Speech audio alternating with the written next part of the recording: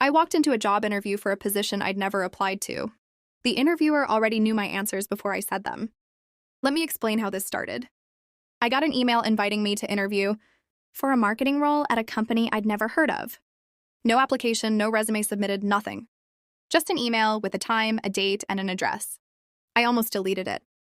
Figured it was spam, but it had my full name, my current job title, even my old college, details that weren't on LinkedIn. Curiosity got the better of me. I went. The office was real. Nice building, glass doors, receptionist who greeted me by name before I said a word. Then I sat down across from the interviewer. Middle-aged man, calm smile, folder already open on the desk in front of him. He asked me the first question. Tell me about a time you dealt with conflict at work. I started answering, and he began mouthing the words along with me.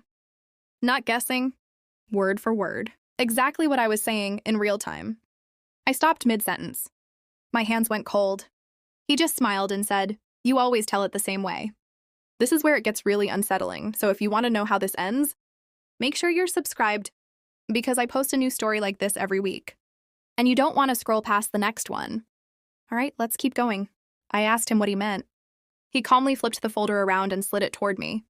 Inside was a transcript. Word for word, my exact answer to his exact question, except the paper looked old, yellowed at the edges like it had been sitting in that folder for years. At the bottom, a date. 11 years in the future. I asked him what kind of sick joke this was. He didn't answer. He just said, "You'll understand when you get here." You always ask that too. I left, didn't wait for security, didn't say goodbye. I just walked straight out, got in my car, and drove.